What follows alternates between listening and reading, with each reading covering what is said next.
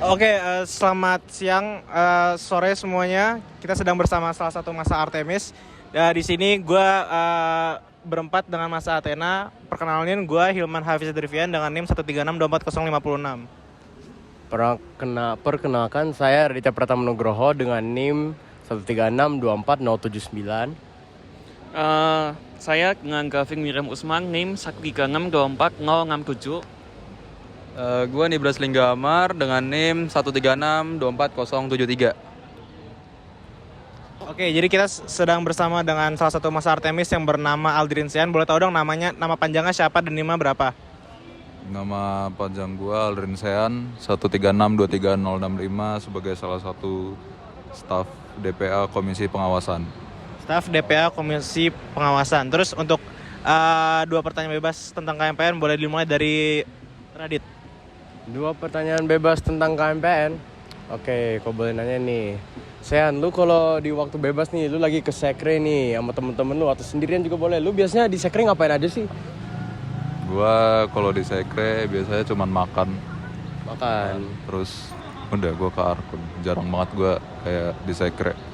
Paling scroll TikTok juga udah. Oke, basically ya nyantai ya di sekre. Oke. Kalau boleh nih dari Gavin juga nih pertanyaan. Oke, lanjut. Apa ya satu lagi pertanyaan nama untuk KMPN? Kau boleh nanya nih cerita lu nyari Kak Jaim deh tahun lalu pas lu jadi anggota muda Sonic nih, lu cari Kak Jaimnya, itu prosesnya gimana dan kok bisa sih si orang itu? Gue Kak Jaim gue kan sekarang Fadli Apollo ya, panggilannya Kak Top. Itu gue dapet dari temen gue anak MS, punya abang anak MS ya, temennya abangnya temen gue lah gitu. Jadi ya udah karena sefrekuensi dan seminat juga gitu, padahal nih minat yang buruk sih sebenarnya. Jadi ya udah makanya collab dan seru sih, kita sering spend time bareng dan banyak aktivitas yang kita lakuin bareng-bareng. Makanya itu yang gue cari di ide Jaim gue nantinya. Oke, gila, respect. Oke, kalau gitu boleh lanjut nih ke temanku selanjutnya untuk 2 pertanyaan bebas KMPN. Oke, sebelumnya tadi kelewat, Master ini dari angkatan apa ya namanya? Gua dari angkatan Artemis. Terus panggilannya tadi kan nama panjangnya Aldrin Sean, dipanggilnya? Sean. Oke, Kak Sean. Gue punya 2 pertanyaan nih. Kenapa lu jadi staf komisi DPA KMPN? Gua pertama jadi komisi DPA karena gua ngerasa dengan fungsi legislasinya DPA tuh kita posisinya di atas BPP lah. Cuman walaupun dengan di bagannya itu setara, cuman kan fungsi kita ya mengawasi jalannya BPP dan BKI KMPN ya. Terus juga lebih ke aktivitas internal dan anggotanya KMPN juga sih gitu. Kegiatan DPA kayak selain menjadi legislatif, kayak ada have-fun-have-funnya gitu nggak?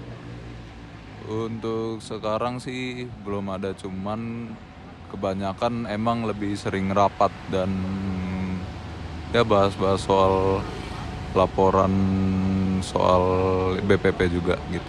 Sering ikut rapat nggak lu? Ikut lah, kan komisi pengawasan ya.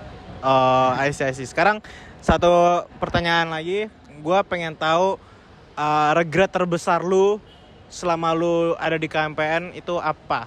Dan apa yang bakal lu lakuin kalau misalnya lu went back in time gitu? Regret terbesar gua sebenarnya nggak di KMPN sih. KMPN justru salah satu unggulan, kayak syukur buat gue lah kalau masuk KMPN tuh karena sesuatu yang baik dan mendukung. Cuman ya paling di akademik semester 3 sih kecolongan jujur. Jadi ya udah gue nyesel aja gitu karena kurang banyak jadinya. Kalau boleh tahu emang semester 3 ngapain kok bisa akademiknya turun banget? Ini nih. Semester 3 gue pacaran sama anak Unpad, sering ke Nangor. Jadi ya udah. Oke, sekarang boleh dilanjut dengan Mas Gavin. Oke, nih Bang. Bang, tadi kan Bang mention bahwa Bang tuh di GPA bagian pengawasan. Nah, GPA pengawasan sendiri tuh tugasnya, job desk-nya ngapain aja ke Bang? Jadi kita tuh punya semacam LPJ ya tiap 3 bulan sekarang. Kalau dulu tuh tiap 6 bulan, makanya ada yang namanya LPJ TT atau tengah tahun sama LPJ akhir tahun. Jadi itu kita ngurus soal proker-proker yang dilakuin sama BPP, itu kita evaluasi dari kinerja, aktivitas, terus juga peran tiap anggotanya. Itu banyak kita evaluasi sih gitu. Oke, Bang. Satu lagi nih. Nah, Bang kan ngawasin gitu ya. Pernah nggak sih Bang tuh ketemu, misalnya kan udah review program kerja, terus nemu program kerjanya tuh yang kurang sesuai, terus ngegur atau nggak kena sanksi, ngasih sanksi gitu, pernah nggak? Kalau untuk sekarang sih belum ada karena baru mulai BPP tuh mungkin di bulan April sama Mei ya baru sustain. Jadi untuk sekarang pun prokernya masih ya jalan dengan baik-baik aja dan masih sejalan lah dengan nilai-nilai KMPN juga gitu. Oke. Kalau itu kita lanjut ke kembang saya. Oke, thank you Gavin. Nih, Bang Sean. Master Sean dong panggilnya. Master Sean. Lu kan dari Artemis nih. Dan lu di DPA kan. Nah, sebelum gua ke pertanyaan yang lebih aneh, mungkin sisi positif sama negatifnya lah. Pahit manisnya di DPA tuh ngapain aja? Pahit manisnya di DPA sebenarnya pas gue jadi ketua pemilu lah, karena walaupun emang pemilu itu jadi salah satu prokernya DPA, tapi menurut gue nggak terlalu banyak dibantu dan diiringi lah. Walaupun memang ada 2 orang yang sangat membantu dan sangat berdampak lah buat gue itu. Shout out to Bang Dimi dan Wana, anak Apollo sama Testral. Itu kan lu tadi ngomong pahitnya ya. Manisnya di DPA, masa ya pahit doang. Manisnya di DPA tuh orangnya semuanya keren-keren yang di dalamnya tuh, karena semuanya tuh ya berkompeten lah buat jadi anggota DPA gitu. Boleh jabarin nggak kerennya menurut lu tuh gimana? Atau nggak keren diri lu tuh kerennya gimana? Keren di diri gua. Iya. Sebenarnya nggak keren-keren amat sih, cuman ya dengan adanya posisi gue sebagai DPA gitu ya setidaknya berdampak lebih lah buat KMPN gitu. Makanya kita tuh apalagi buat anak-anak Athena nantinya masuklah ke BKO-nya KMPN. Oke, dan pertanyaan KMPN terakhir menurut gue adalah dari semua atribut KMPN yang ada, logo, jakang mungkin, terus jahim. Maaf pemirsa. Jahim, terus atribut-atribut lainnya, lu paling suka yang mana nih dan alasannya apa, kenapa lu suka itu? Jelas gue paling suka Jahim lah. Jahim. Karena warnanya jujur outstanding. Warna biru langit terang ya. Walaupun agak sama fisika ya. Cuman beda itu, dan lambangnya juga keren sih menurut gua di glider Otto Lilienthal itu. Sebenarnya nggak terprediksi deh, karena mungkin banyak orang tuh nggak ngira soal Otto Lilienthal sebagai salah satu orang yang berdampak di dunia penerbangan ya. Gitu sih. Jadi gua pertanyaan nih satu dari gua. Nih, menurut lu pada, kan lu udah kelas berapa minggu nih sekarang? 3 minggu. 3 minggu. Masuk ke minggu ketiga. Udah masuk minggu ketiga kan? Udah nyobain semua kelas dan semua matkul nih berarti. Betul. Menurut lu sekarang lu udah bisa prediksi belum lu bakal masuk ke kelompok keahlian yang mana gitu? Oke, boleh. Kalau mungkin dari gua sebenarnya belum kebayang nanti gua skillnya bakal merujuk kemana. Tapi kalau dari interest gue sendiri tuh sebenarnya gue tertarik tuhnya ke sistem antariksa atau struktur ringan. Nah, sebenarnya gue tertariknya ke dua itu. Tapi kalau udah lihat nih segala kelas yang ada di semester 3 ini, semua ilmu yang gue udah dapat, kayaknya untuk sementara gue paling ngebayangin diri gue nanti berada di kelompok keahlian struktur ringan. Oke. Kalau gue sendiri, gue kan emang dari dulu udah tertarik banget nih sama aerodinamika. Dan kebetulan gue seapartemen dengan Aping. Tahu Aping nggak? Ya, dia TA-nya kan kerjain aerodinamika yang temanya anemometer.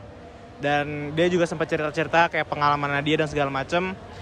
Terus kayak dosen pembimbingnya itu ada yang dari luar gitu. Terus kesempatan dia setelah ngerjain TA kayak koneksinya kan udah dosen luar. Jadi menurut gue itu sangat menarik dan gue juga kebetulan tertarik sama aerodinamika. Jadi gue buat kelompok keahlian sih untuk saat ini kepikirannya aerodinamika. Cuman belum tahu nih, karena gue sebenarnya pengen ketemu cutting lagi yang ngambil struktur ringan sama dinamika terbang. Tapi gue belum nemu. Jadi siapa? Dimi. Cuman gue nggak sempat ngobrol face to face gitu. Jadi gue belum kayak wawancara dan segala macam. Cuman untuk saat ini sih aerodinamika. Gitu. Kalau Gavin? Kalau gue sih ya mungkin dari dulu juga maunya aerodinamika ya. Tapi kan belum tahu kalau masuknya tuh bakal sesusah apa. Ya mungkin sih ya siap-siap aja. Cuma kalau selama ini selama mako yang diikutin kan ada beberapa yang gak ketahuan. Misalnya kayak Kingding kan udah mulai kayak dinamika terbang. Enggak, misalnya Skakur sama Magma kan ya kayak struktur ringan. Kalau dilihat dari versatility dari KA-nya sih yang paling versatile kan struktur ringan. Ya, mungkin itu kalau misalnya lagi bingung banget masuknya struktur ringan aku. Tapi kalau maunya sih aerodinamika. Cuma sejauh ini sih kalau dilihat dari pelajaran yang paling cocok sih kayak lebih ke yang dinamika gitu. Tapi kalau dinamika kan kayak agak niche banget. Jadi mungkin aku antara ambil aero atau kalau enggak ya struktur ringan gitu. Pilihan satunya tetap aero dulu sih gitu. Oke, untuk gue, jujur gue pengen ngambil aviasi. Amen. Karena satu, keluarga gue berkecimpung di dunia aviasi juga. Jadi gue tinggal ya bebersih lah. Modal, alhamdulillah, modal. Habis kagak nih? Belum ya? 13 menit. Oke, terus ya pokoknya enak lah di aviasi, kerja lu dikit cuannya gede. Bener kan? Ya bener. Ya udah, ini udah 13 kan, berarti udah pas. Terima kasih ya. Gak nanya lagi bang? Nah, udah. Pertanyaan penutup ya ini ya. Pertanyaan tuh. Boleh. Sok. Enggak, untuk siapa terserah. Boleh nih pertanyaan penutup dari Pertanyaan penutup dari Gavin. Lebih pilih Jahim KMPN atau Jahim ke Tangga? Kok dari Jaimnya sendiri? Enggak, kita Jaimnya bahas sendiri. soal ini ya, soal spesifikasi atau apa yang ada di Jahimnya. Oke. Warnanya gue lebih suka Jahim KMPN. Oke, boleh. Oh iya. Cuman kelengkapannya itu mereka lebih banyak. Kelengkapan itu maksudnya dalam gimana? Atribut. Kan mereka punya itu sampai atas, terus punya ini juga kan kupluk. Sedangkan kita nggak ada, cuman kayak jas gitu doang. Jujur, Gitu. yang gue paling sayangin dari KMPN itu kayak kalau Jaimnya HMM itu kalau dibalik masih bagus. Cuman kalau KMPN kalau dibalik jadi kayak apa polos banget gitu. Ya no hate sih, cuman kayak ya. Ini kan kritik yang membangun. Iya, kritik yang membangun apa? Orang Jaim udah Jaim aja nggak ada perubahan anjir. Oke, makasih ya Master Aldrin Sean dari DPA KMPN.